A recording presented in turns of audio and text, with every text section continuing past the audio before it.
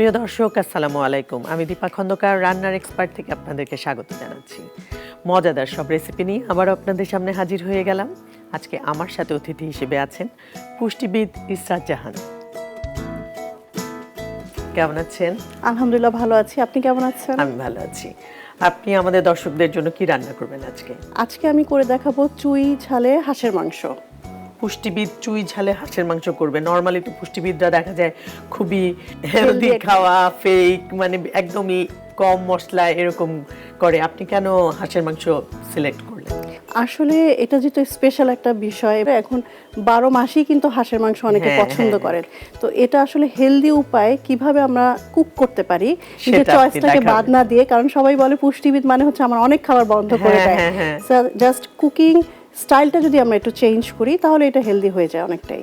ওকে, কিভাবে আপনি রান্না করেন সেটা আমরা দেখব নিশ্চয়ই। আসে, আমাদের যে হাঁসের মাংসটা এখানে আছে, এটা প্রথমে আমি একটু মেরিনেট করে নিব। আচ্ছা, যেহেতু হাঁসের মাংস থেকে একটা স্মেল আসে, হ্যাঁ, সেক্ষেত্রে আমরা একটু রসুন বাটাটা একটু বেশি দিব, 2.5 চামচের মতো।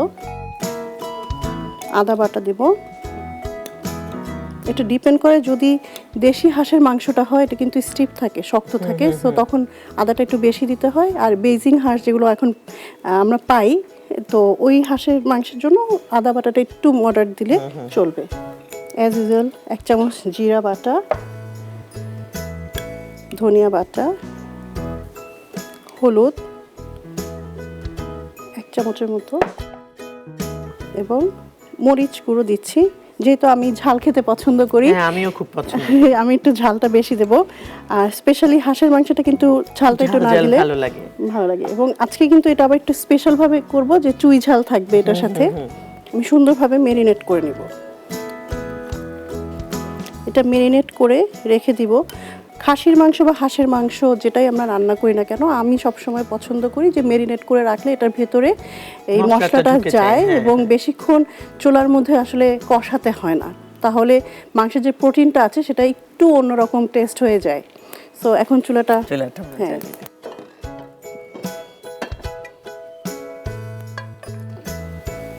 হাঁসের মাংসের নিচ থেকে তেল কিন্তু ছাড়বে, এর জন্য আমরা একটু কম, একদমই পেঁয়াজে যতটুকু না দিলেই না, আমি ততটুকুই দিচ্ছি। আমি যেটা করি সব সময় তেলের মধ্যে গরম মশলাটা দিয়ে দিই আগে, তাতে সুন্দর একটা স্মেল আসে।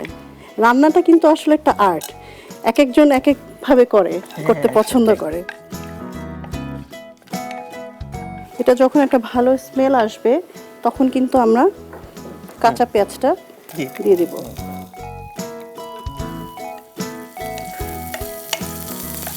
এখানে কিন্তু আমরা লবণও দিয়ে দিব, কারণ অনেক সময় হচ্ছে রান্নার মধ্যে বা মেরিনেশনে অনেকে লবণ দেন, কিন্তু আমার কাছে মনে হয় যে তেলের মধ্যে দিলে খুব সুন্দরভাবে এটা মাংসের মধ্যে চলে যায়। 1 চামচ আপাতত দিব, পরে আবার ব্যবহার করব।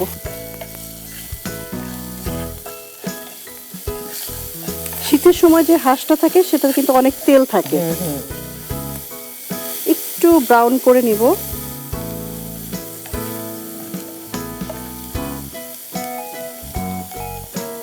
ব্রাউন হতে হতে, যেহেতু আমার বাড়ি বরিশাল, সো আমরা হাঁসের মাংস দিয়ে চালের রুটিটা খুব প্রেফার করি। তো যেহেতু এটা কষানো হয় অনেক সময়, এটা কিন্তু ঝোল ঝোল রেখে আমরা হচ্ছে সেটা ডিপ করেও খেতে পারি রুটি দিয়ে। আমার হয়ে এসেছে, এবার আমি এটার মধ্যে মেরিনেট করা মাংসটা দিয়ে দিব।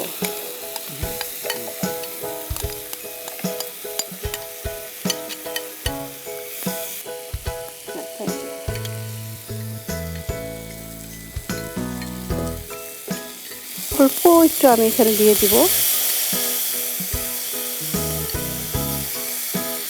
এটা কষানো হোক। ডায়েট মানে যে ফুডগুলো বাদ দেয়া না, নিজের শখের খাবারগুলো খেতে পারা, সেটা সম্পর্কে যদি কিছু বলেন। হ্যাঁ, আমার কাছে যে পেশেন্টরা আসে সব সময় কিন্তু তাদের একটা সাইকোলজিক্যাল ব্যাপার থাকে, এই বুঝি আমার মজার যে পছন্দ খাবারগুলো সেগুলো সব বাদ যাবে, কিন্তু সেখান থেকে আমার কাছে পড়াশোনা করতে গিয়ে মনে হলো যে কিভাবে এটাকে আরেকটু মডিফাই করা যায়, কারণ ইনগ্রেডিয়েন্টস কিন্তু সবই একই জিনিস, তাই না? ভেজিটেবলসও এক, আর হচ্ছে মাছ মুরগি মানে প্রোটিন টাইপের যে খাবারগুলো এক।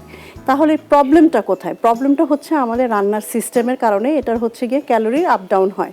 সো যেটা হয় যে আমাদের তেলের ব্যবহারটা এবং কত টেম্পারেচারে রান্না করছি, কতক্ষণ ধরে মশলা ব্যবহার করছি, এগুলোতে কিন্তু আমাদের আসলে রোগের সাথে তারতম্য সেগুলো থাকে। যদি একটু ডেসক্রাইব করেন। যেমন হচ্ছে যে এটা যেমন আপনি দেখেছেন তেলটা খুবই কম ব্যবহার করেছি এবং আগে থেকে মেরিনেট করা ছিল।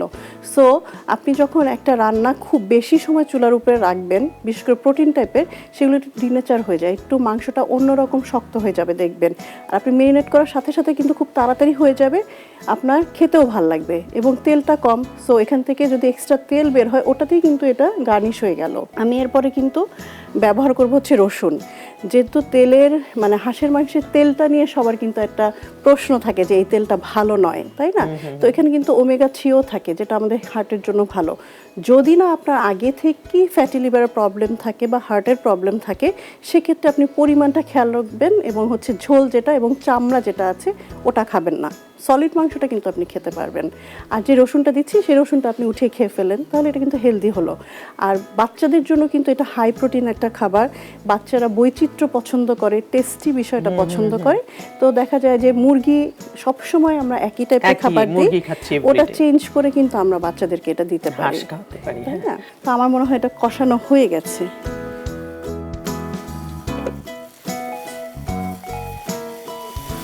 আপনি দেখতে পাচ্ছেন এখানে কিন্তু এক্সট্রা কোনো তেল নেই।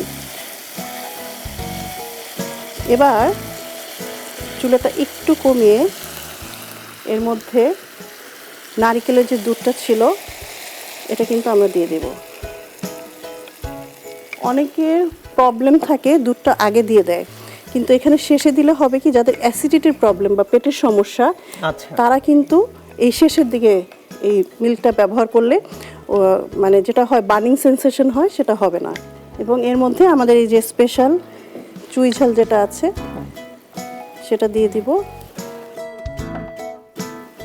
আস্ত রসুনের কথা বলছিলাম, এবং বেরেস্তাটা। আমরা কি একটু পানি এখানে দিব? না, আর কিছুই দিব না, এটা একদমই দমে থাকবে, এভাবেই হয়ে যাবে।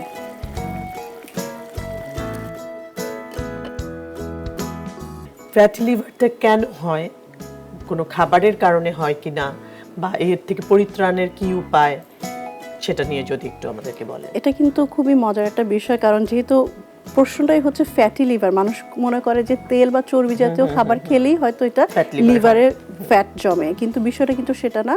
বিষয়টা হচ্ছে যখন আমরা হাই ক্যালোরি কোনো খাবার খাই, ঠিক আছে, হাই কার্বোহাইড্রেট জাতীয় কোনো খাবার খাই, তাহলে এই গ্লুকোজগুলো কি করে আমাদের বডিতে, কিন্তু আমাদের পেশি, আমাদের মাসেল যেখানে যেখানে কাজ করবার লিভারে, ওখানে যে কাজ করে, তো সেটাও তো আমাদের নির্দিষ্ট একটা পরিমাণ থাকে, শরীরের প্রয়োজন অনুযায়ী কাজ করবে। তার চেয়েও বেশি পরিমাণ যদি কার্বোহাইড্রেট আপনি খেয়ে ফেলেন, যেখান থেকে এক্সট্রা গ্লুকোজ আসবে, ও কি করবে, লিভার যেটা স্টোরেজ হাউস, সেখানে যে স্টোর হবে। এখন লিভারেরও তো আসলে একটা লিমিটেশনস আছে, তার চেয়েও বেশি আপনি নিতে থাকলেন প্রতিদিন, তখন ও কি করবে, লিভারের উপরে কিন্তু জমতে থাকবে। 5%-এর উপরে যখন জমে যায়, তখন ওটা কিন্তু ফ্যাটি লিভার গ্রেড 1 হিসেবে আমরা আখ্যায়িত করি। এবং দেন আরও যদি আপনি আপনার নিজের লাইফস্টাইল মডিফাই না করেন, ডায়েটটা ঠিক না করেন, তখন তো আবার জমতেই থাকবে, তখন গ্রেড 2, 4, 3 এভাবে করে কিন্তু সিরোসিস পর্যন্ত চলে যায়। তো এটা যেটা করতে হবে, যে প্রথমেই যখন আপনি বুঝবেন যে কাজ করতে গিয়ে আপনি খুব হাঁপিয়ে যাচ্ছেন এবং অল্পতেই ঘেমে যাচ্ছেন, হাঁসফাঁস লাগছে, বুক ধরপড় করছে এবং খুব অল্প সময়ের মধ্যে আপনি টায়ার্ড হয়ে যাচ্ছেন, তখনই আপনার বুঝতে হবে যে হয়তো আমার লিভারের যে স্টোরেজ, সেখানে কোনো একটা প্রবলেম আছে, আমার এনার্জিটা আমি পাচ্ছি না। তখন অবশ্যই আপনি যদি আল্ট্রাসাউন্ড করেন, তখন কিন্তু সেটা ধরা পড়ে।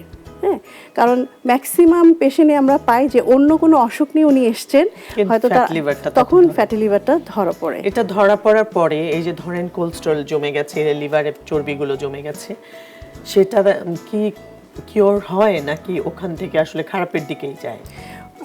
না, এটা যদি আপনি নিজে সচেতন হন, আপনি হয়তো ডায়াগনোসিস হলেন ফ্যাটি লিভার হিসেবে, তখন আপনাকে যেটা করতে হবে, যে কারণটা হচ্ছে সোর্স, সেই হাই ক্যালোরি খাবারটাকে আপনাকে কিন্তু কমাতে হবে এবং অলরেডি হচ্ছে মেডিকেশনস নিয়ে যে চর্বিটা জমেছে সেটাকে কিন্তু আপনার রিমুভ করতে হবে অ্যান্ড লাইফস্টাইল মেডিকেশনস দরকার অবশ্যই অবশ্যই মেডিকেশন আপনি নেবেন এবং সাথে সাথে কিন্তু আপনার ডায়েটটা যেটা হচ্ছে ক্যালোরি কমানো এবং হাই ফাইবার খাবার যেগুলো আছে সেগুলো, কারণ ফাইবার টাইপের খাবার যেগুলো করে আমাদের কোলেস্টেরল লেভেলটাকে কিন্তু কমাতে সাহায্য করে এবং সাথে ওমেগা 3 ফ্যাটি অ্যাসিড এবং ওমেগা 6 ফ্যাটি অ্যাসিড যেগুলো আমরা সিডস টাইপের নাটস টাইপের খাবারে পাই। তবে সেগুলো আবার বেশি খাওয়া যাবে না, কিন্তু ভালো খাবার বেশি খেলেও কিন্তু আমাদের খারাপ হয়ে যায়। টাইম অনুযায়ী খাবার, আমাদের যেটা হয় যে এক বেলার খাবার অন্য বেলায় চলে যায়, সো ডাইজেশনে প্রবলেম হয়, মেটাবলিজমে প্রবলেম হয়, সেখান থেকেও কিন্তু খাবারের হচ্ছে আমাদের বডিতে ক্যালোরি জমতে পারে। সো এই জিনিসগুলো মডিফাই করলে খুব সহজেই কিন্তু ফ্যাটি লিভার কন্ট্রোল করা সম্ভব। Thank you so much. আমাদের এটার কি অবস্থা? আমাদের মনে হয় এটা হয়েই গেছে একদম। আমাদের এটা হয়ে এসছে, পরিবেশন করব। আমরা কিন্তু সবসময় বলি আগে দর্শনধারী তারপর গুণ বিচারী। যতই হেলদি খাবার হোক, আপনি যদি সুন্দরভাবে পরিবেশন না করেন সেটা কিন্তু অ্যাট্রাকটিভ হচ্ছে না। বিশেষ করে বাচ্চাদের ক্ষেত্রে কিন্তু এই বিষয়টা আমাদের মাথায় রাখতে হবে। রসুনগুলো একটু উপরে দিয়ে দিব।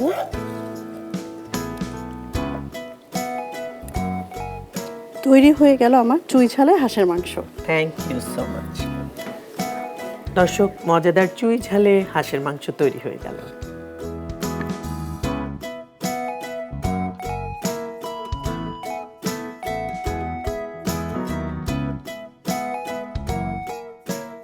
আপা, থ্যাংক ইউ সো মাচ। আপনি এত মজাদার একটা রেসিপি আমাদেরকে শেখালেন এবং এত ভালো ভালো টিপস আপনার কাছ থেকে আমরা জানলাম। ধন্যবাদ আপনাকে এবং ধন্যবাদ নাগরিক টিভিকে আমাকে আমন্ত্রণ জানাবার জন্য। অনেক ধন্যবাদ। দর্শক, এই ছিল আমাদের আজকের আয়োজন। দেখা হবে আগামী পর্বে নতুন কোনো রেসিপি এবং নতুন কোনো অতিথিকে নিয়ে। সে পর্যন্ত সবাই ভালো থাকুন, সুস্থ থাকুন, সুন্দর থাকুন আর রান্নার এক্সপার্টের সাথেই থাকুন।